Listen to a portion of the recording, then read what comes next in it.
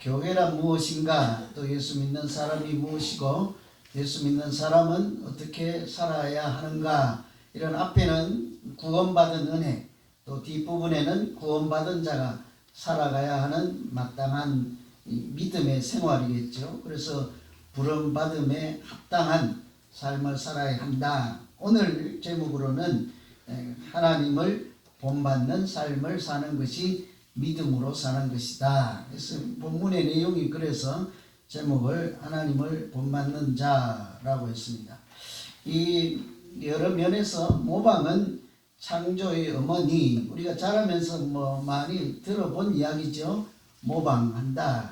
무에서 유를 창조하는 것보다 이미 검증된 성공 사례를 자신의 것으로 만드는 것이 때로는 훨씬 빠르고 효율적이고 생산적일 때가 많이 있지요.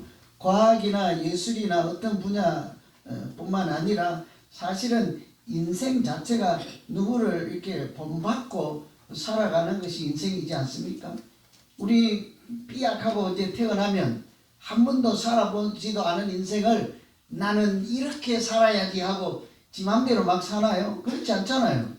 집에서 삐약하고 태어나면 엄마가 밥 드시면 저거는 먹어도 안 죽는구나 하고 입에다 넣어보기도 하고, 또 아무도 없을 때는 닭똥도 한번 집어넣어서 씹어보고는 먹으면 죽는구나 하고 뱉어보기도 하고, 이렇게 옆에 친구가 먹는 거 이렇게 눈치 보다가 먹어도 괜찮니 하면 먹고, 전부 이렇게 남을 따라 하면서 배우면서 사는 거죠. 우리도 어릴 때는 학생 시절에, 중학생들 때는 나 원고도 없는 얘기인데 몰라요. 나는 시키는 대로 하는 거예요. 설교는 그냥 성령이 주시는 대로 하는 거예요. 중학교 때는 왜 그리들 욕들을 잘하는지, 입만 열면은 난 흉내도 못 내. 그래서 나 어릴 때부터 작정을 했네. 나는 욕은 안 한다. 욕은 안 한다. 죄송합니다. 욕을 가끔 해서. 욕은 안 한다. 나 어릴 때 그런 작정을 했어요. 애들이 시골에서 사는 학생들이 입에 담지 못할 험악한 소리를 하잖아요. 그러면서 어때요? 이렇게 보고 따라 해보고, 이 친구도 따라 해보고 저 친구도 따라 해보고 건강하고 아름답게 사는 것이 어떤 것이다 하고 배워가는 것이 인생이죠. 누군가를 따라 하며 인생을 사는 거죠. 그러다가 존경하는 사람은 그 말투도 따라 해보고 습관이나 사람을 대하는 태도나 살아가는 이런 가치관, 이런 것들을 동경하고 따라 하다 보면 그 사람을 어느새 닮아 있기도 하고 그러지 않습니까? 간혹 부부는 닮는다 이런 얘기를 여러분 어떻게 생각했어요? 그냥 하는 말 같아요. 실제로 닮습니까? 닮지 뭐. 맨날 같은 거 먹고, 그죠? 같은 생각하고 아무리 찌지고 뽑고 산다고 해도 한 지붕 안에서 똑같은 생각하고 살겠지 뭘 서로 다른 생각합니까? 부부가 저 사람 욕할 때 남편이 부인 편 안 들고 그 욕하는 사람 편 들었다간 바로 쫓겨나지 뭘. 그래도 마음에 안 들어도 같이 욕하고 같이 그래서 살다 보니까 나중에 한 50년 80년 살다 보니까 똑같은 거예요. 그러니까 똑같이 닮지 뭘. 안 닮아요? 닮지. 이렇게 우리 따라 하다 보면 그렇게 돼요.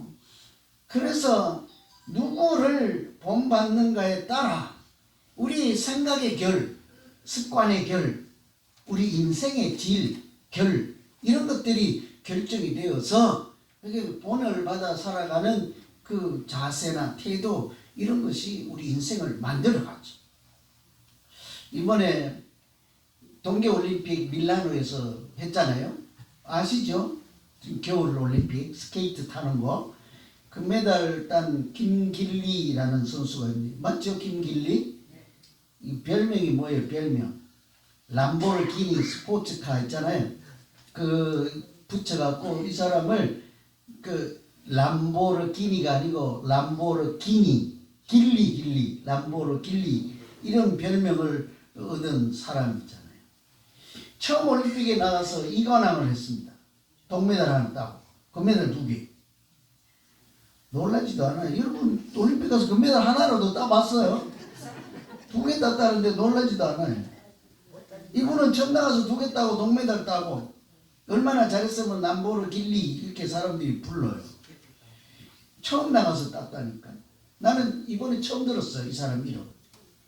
그래서 이름도 좀 특이하고 김길리니까.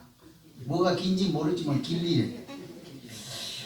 이 사람이 금메달을 처음 가서 따고 이런 것을 보고 사람들이 묻지 어떻게 비결이 무엇이냐. 그러니까 오늘 본받는 사람이잖아요. 이 사람 하는 얘기가 나는 언니들을 따라했을 뿐이다. 언니들을 유심히 보고 따라하려고 애를 쓰다 보니 어느새 내 목에 금메달이 걸려 있었다. 여러분 자기가 그 스피드 스케이팅 타는 뭐 이런 빙상 종목 있잖아요. 한국이 쇼트트랙 이런 데서 강하잖아요. 금메달 많이 땄잖아요. 자기 우상이 같은 팀에 있는 거예요. 다른 거 생각할 거 없는 거죠. 유심히 저 사람이 하는 것만 보고 그대로 하는 거예요. 뭘 먹는지, 언제는 자는지, 훈련을 얼마 하는지 그냥 언니들만 따라 자기가 우상이라고 생각하는 그 사람을 옆에 두고 있으니 그들이 하는 것만 보고 따라 하다 보니 내가 어느새 금메달을 이렇게 따게 되었다. 심지어 자기 동료 같이 게임을 했던 올림픽에 참여했던 사람은 이번에까지 합치면 메달이 올림픽에서만 딴 메달 7개. 그 사람을 결승전에서 싹 제치고 이분이 1등을 했잖아요. 그 2등을 했던 이미 금메달이 4개 있는 사람이요. 세계적인 선수잖아요. 근데 이 사람을 hun가해서 김길리가 금메달을 땄으니까 하는 말이 난 저 사람만 따라했다는 거죠. 잘 생각한 거잖아요. 여러분 교회에서도요. 뭐 믿음 생활을 어떻게 할까 저한테까지 와서 물어볼 필요도 없어. 여러분 잘 보시고 신앙생활 잘하는 사람만 쫄쫄쫄쫄 따라다녀 보세요. 몇 년 있다가 여러분 머리에서 막 연기 날걸요. 거룩하다. 뭔 말인지 알죠?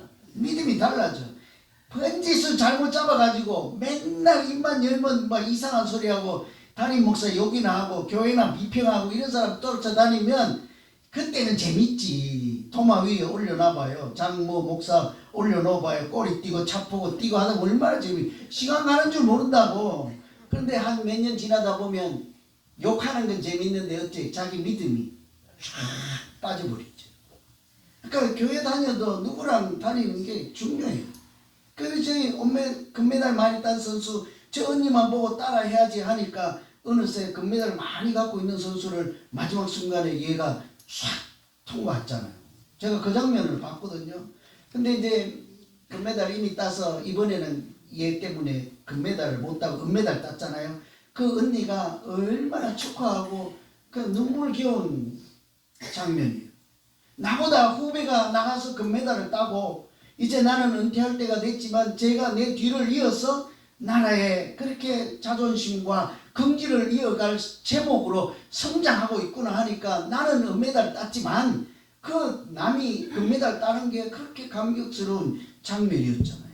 그 선수가 하는 비결 뭐래요? 보고 따라 했을 뿐이라는 거죠. 그래서 누가 옆에 있는지 누구를 따라 하는지가 매우 중요한 거예요. 그래서 잘 봐야 돼요. 혹시 모르거들랑 제가 그 정도는 코치해 줄 수 있습니다. 우리 교회에서 누구를 따라가야 안 망하고 믿음이 자랄 수 있을까요? 제가 그거는 추천해 드릴 수 있습니다. 그러나 우리가 그런 고민하지 않아도 되는 것은 우리가 누구를 따라가야 하는지 잘 알죠. 잘 아세요? 또 장 목사 그러면 망합니다. 우리에게는 세계 우주 최고의 모델이 계시잖아요. 폰이 계시지 않습니까? 우리가 따라가야 할 모델 예수 그리스도께서 우리가 따라가야 할 유일한 본이요 모델이신 줄로 믿습니다. 그러니 걱정할 필요가 없는 거예요. 그래서 제가 일주일 동안 오늘 말씀이 예수님이 그러잖아요. 나를 따르라 나를 본을 삼아라. 오늘 말씀은 하나님을 본받는 자가 되라. 이렇게 계속 성경에서는 하나님을 본받으라 나를 따르라 이러잖아요. 그래서 제가 왜 그럴까 자꾸 의문이 생겼어요. 왜 그럴까? 왜 다른 사람을 따르지 않고 하나님을 본받으라고 할까? 왜 그럴까요 여러분? 하나님이 완벽하기 때문에 나를 따르라 이렇게 할까요? 아니면 하나님은 오답이 없고 항상 정답이시니까 진리이시니까 나를 따르라 이렇게 할까? 당연히 뭐 그러겠죠. 그죠? 하나님에는 한치의 착오도 없으시잖아요. 완벽 그 자체예요. 온전 그 자체니까 나를 따르라. 그런데 그렇지는 않을 것이라는 게 제 생각이에요. 인간적으로 생각하면 나는 실수가 없고 헛된 말을 하지 않고 나는 진리 그 자체니 우리말로 세상으로 나는 완벽하고 잘났으니 나 따라와 이런 느낌은 아닐 거란 말이죠. 하나님께서 어떨까요? 하나님은 우리가 잘 되기를 바라는 마음 때문에 너희가 잘 되고 잘 살려고 믿음 생활 잘하고 행복하게 살고자 하면 고민하지 말고 내가 어떻게 하는지를 보고 나를 따르라. 하나님께서 우리에게 하나님을 본받는 자가 되라 하신 것은 우리를 사랑하심으로 아끼심으로 생명의 길로 인도하시는 사랑의 표현인 줄로 믿습니다. 하나님 따라가면 망하지 않을 거예요. 틀림없이. 저는 그래서 우리 모두가 하나님을 본받고 따라가는 복 있는, 그래서 믿음에서 금메달 믿음 생활하는 모두 되시기를 간절히 기원합니다. 다른 거 뭐 테니스 금메달, 뭐 스케이트 금메달, 골프 금메달 안 따도 되니까 믿음 생활에서는 하나님 앞에서는 다 금메달 따시는 우리 교회 성도들이 모두 되시기를 간절히 다시 한번 기원합니다. 금메달, 동메달 따기만 해봐라 그냥. 응? 믿음에서는 꼭 금메달 땄어요. 하나님 앞에서는 가서 하나님께서 내 이름은 모른대요. 돌아가래요. 누구한테? 장목사한테. 제발 그러지 마시고 하나님께서 인정하시고 환영하는 믿음 해야 되지 않겠습니까? 그래서 우리가 무엇을 본받아야 될까? 하나님께서. 우리가 정하고 내 생각대로 정하는 것이 아니라 오늘 말씀으로 돌아가야죠. 하나님이 나를 본받으라. 너희는 하나님을 본받는 자가 되라 하고 그 다음에 뭐라고 하십니까? 바로 그 다음 절에 그리스도께서 너희를 사랑하신 것 같이 너희도 사랑 가운데서 행하라. 뭘 본받으라는 거예요? 사랑을 본받으라는 거죠. 사랑을 본받으라. 제가 이 말씀을 듣고 너무너무 고마웠어요. 하나님께 감사했어요. 일주일 동안 너무 행복했어요. 저는 설교 준비하면서 하나님께서 저에게 나를 따르라 본받으라 해놓고는 너는 앞으로 골프장에 가기만 하면 쳤다 하면 홀인원 안 하기만 해봐라. 뭔 말인지 못 알아듣시는구나. 홀인원은요 3번 가서 넣어야 되는 것을 한 번 쳐서 구멍에 넣으라는 거예요. 그러면 좀 쉽게 합시다. 어제 축구 했잖아요. 저 콜레세움에서 했잖아요. 손흥민하고 메시하고 붙어서 했는데 너는 축구장에 나가기만 하면 한 번에 10골씩은 꼭 넣어라. 그게 우리가 할 수 없는 일이잖아요. 그런데 하나님이 뭐래요? 우리 보고 너희는 내가 본을 보여주었으니 보고 알지 않느냐. 연구하고 고민하고 어떻게를 고민할 필요도 없이 내가 한 대로만 사랑하라. 하나님이 우리 보고 뭐 테니스 잘 치래요. 나달처럼. 누구 뭐 타이거 우즈처럼 골프를 잘 치래요. 뭘 잘하래요. 뭐 완벽하래요. 뭐 100점 맞아 그래요. 그랬으면 좋겠다. 하나님께서 너는 앞으로 시험 볼 때마다 모든 과목에서 올수 100점을 맞아야 되느니라. 우리 교회 안 다녀야 될 사람 많을 거예요. 그죠? 근데 그렇게 하지 않아요. 뭐래요? 내가 너희를 사랑한 것 같이 사랑하라 하잖아요. 쉬워요, 어려워요? 뭐 작정을 해서 오늘 사랑하니까 안 하려고 작정을 했어요. 표정들이. 사랑하라. 근데 제가 여러분 심정을 이해는 해요. 세상에 어려운 게 사랑입니다. 다 아시죠? 세상에 어려운 게 사랑입니다. 나는 우리 교회에서 목회하면서 제일 배가 고픈 것이 못 먹어서 배고픈 것이 아니라 사랑을 못 받아서 배고픈. 사랑을 아무도 사랑을 안 해줘.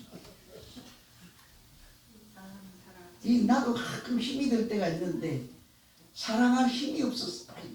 뭘 받는 게 있어야 주지.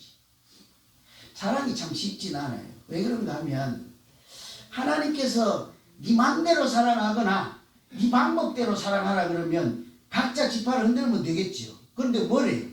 내가 너를 사랑한 같이 너희도 사랑하라. 예수님이 아멘 하시는 분들 예수님이 어떻게 사랑했는지 알기는 하십니까? 큰일 날 분들이네. 어떻게 하셨는지를 아세요? 그 바로 다음 절에 내가 내 목숨을 십자가에 내어주시기까지 너희를 사랑했노라 그러죠. 예수님이 우리를 사랑하신 것은 목숨까지 내어주시는 희생적인 헌신하는 하나도 아낌없이 주는 사랑 그대로 너희도 사랑하라. 그것이 하나님을 본받는 것이니라. 그래서 쉽지 않기는 해요. 그러나 분명한 것은 우리가 그렇게 사랑하기만 하면 그 길은 참으로 생명 있는 길이요 구원받는 길이요 하나님께 영광을 돌리는 믿음 생활이 될 줄로 확신합니다. 그래서 하나님이 늘 사랑하는 자를 사랑한다 하고 약속도 해주시잖아요. 여러분 사랑하면요 손해보지 않습니다. 사랑이란 자꾸 퍼주고 내주는 것이라 내 것이 줄어들 것 같지만 어때요? 나누어도 늘어나는 게 있고 나누면 주는 것이 있는데 사랑은 그 중에 대표적으로 퍼주고 나누어져도 자꾸 더 점점 더 쌓아지고 늘어지고 커지는 것이 사랑이라고 하지 않았습니까? 하나님이 우리에게 사랑해 주신 것처럼 우리가 정말 사랑하면 예수께서 우리를 사랑하는 것 같이 사랑하면 우리에게 복이 그냥 굴러올 줄로 믿습니다. 왜 그래요? 그런 사람을 하나님이 사랑하신대잖아요. 나를 사랑하는 자를 나도 사랑한다고 그랬잖아요. 여러분 사랑받기를 원하십니까?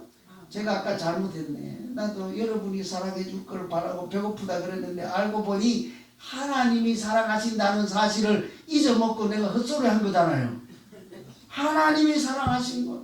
내가 하나님을 사랑하면 하나님이 나를 사랑해 주시겠다고 약속을 해 줬는데 내가 여러 번만 쳐다보고 있으니까 맨날 배가 고프다고 그랬지.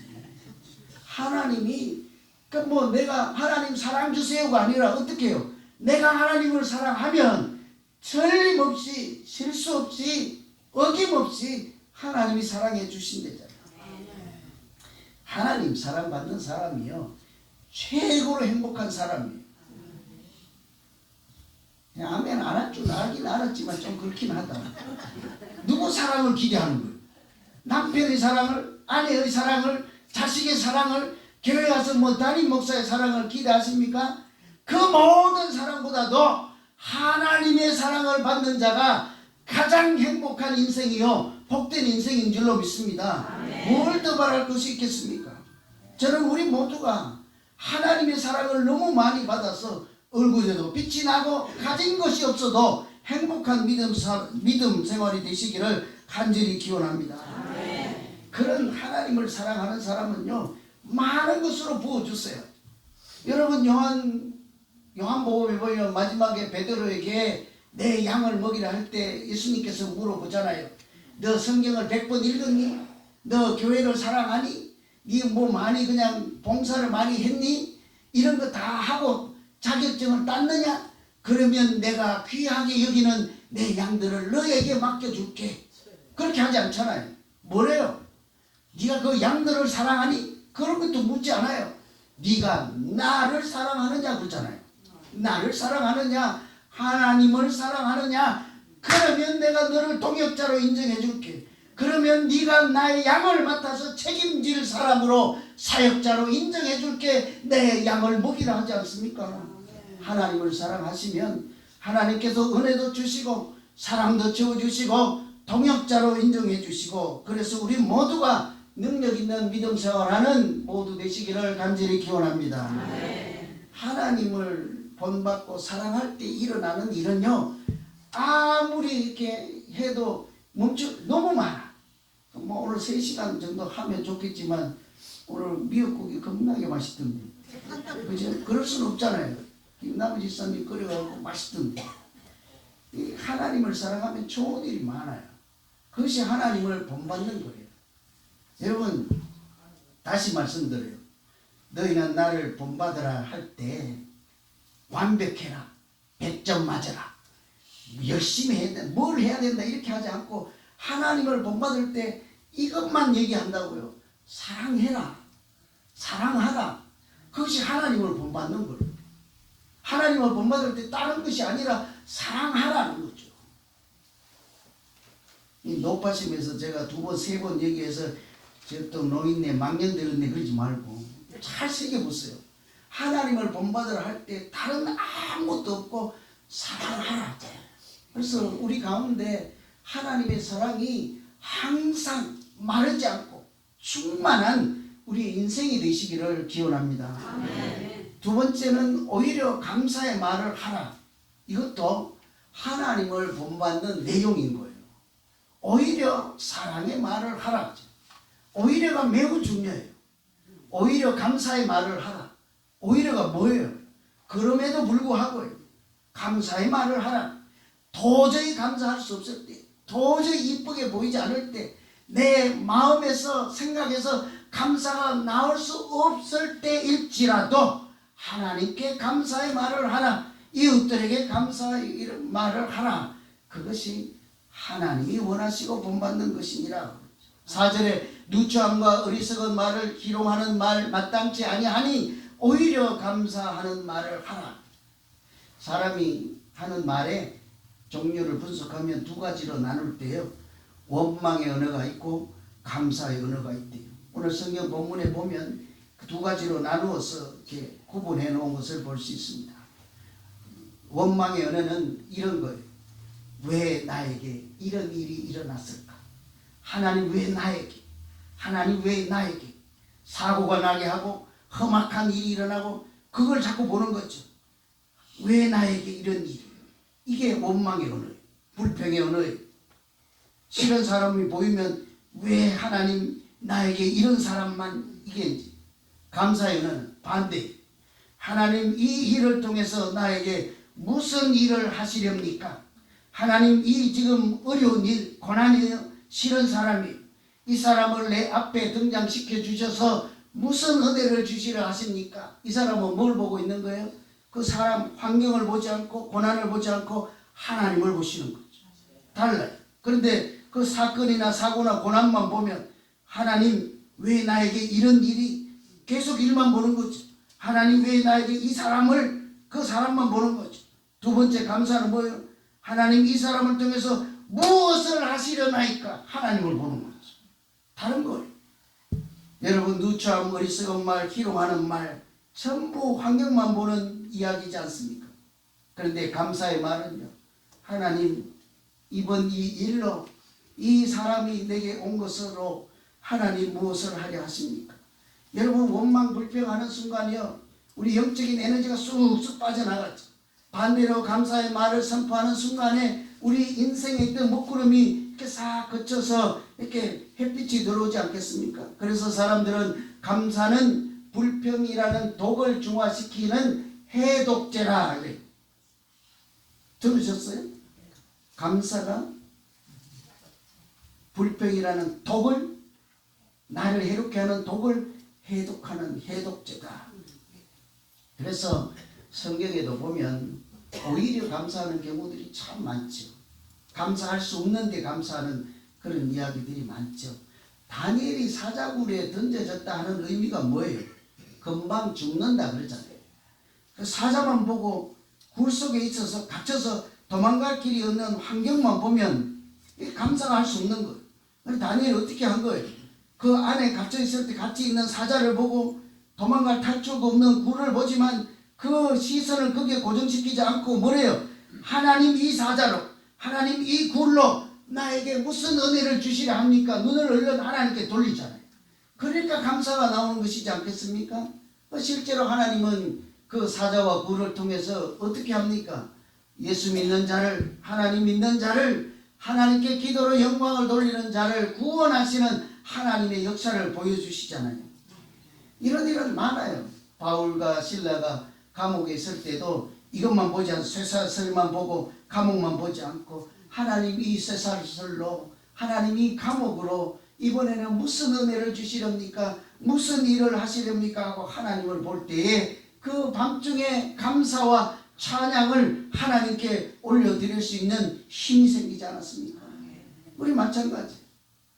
사람들이 말하기를 우리도 토요일날 그림 그려서 자기 영혼도 이렇게 살피고 믿음도 살피고 이렇게 하는 분들이 계시는데 참 보기 좋잖아요.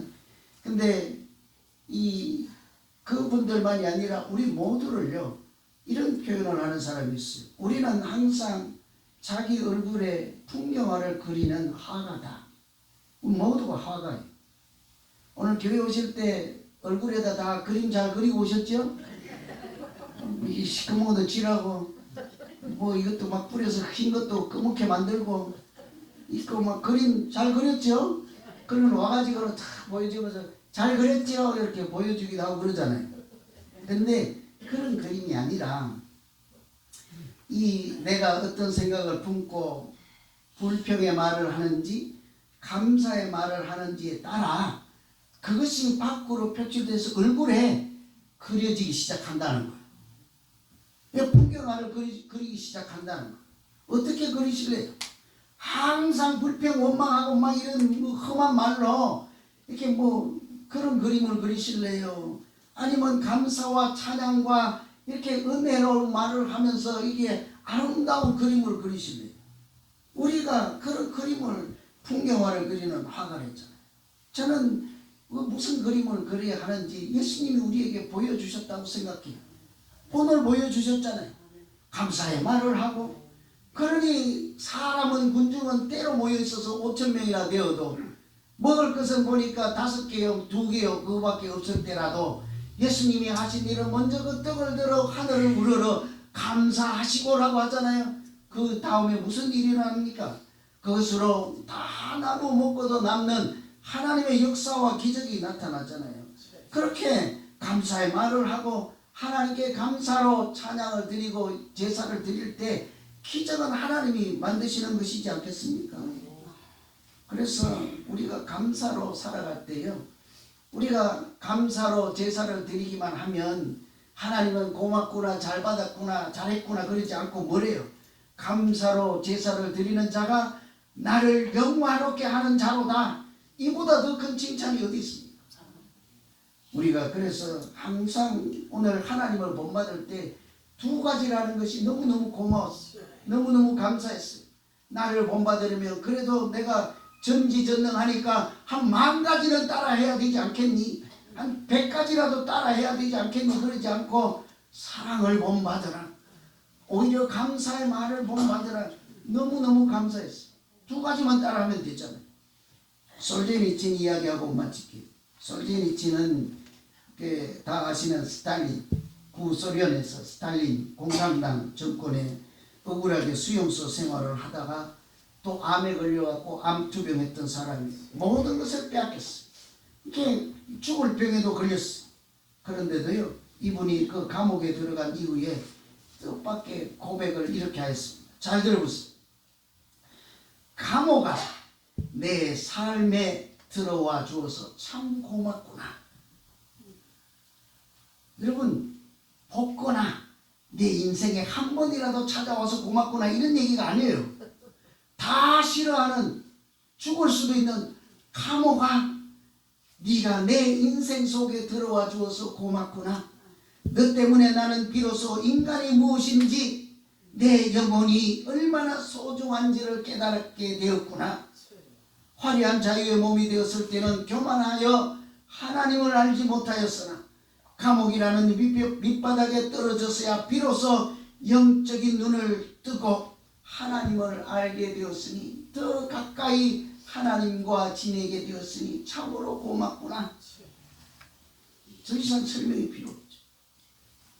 여러분, 고난의 장소가 오히려 축복의 통로가 되었고 감사로 하나님과 더 교통한 영화로운 믿음 생활을 하게 되었던 고백이지 않습니까? 저는 우리 모두 예수 그리스도 안에서 주님께서 우리에게 보여주신 것만 그대로만 서로 사랑하고, 또 원망의 말이 아니라 오히려 형편이 안 되고 이렇게 안 될 때, 불가능해 보일 때라도 서로 사랑하고 오히려 감사의 말을 하는 것으로 하나님으로부터 인정도 받으시고 내 인생 자체가 이렇게 확 형통하고 펼쳐지기도 하시고 하나님께 영광을 돌리는 참 아름다운 믿음 생활이 되시기를 다시 한번 간절히 기원합니다. 기도하겠습니다. 하나님 아버지,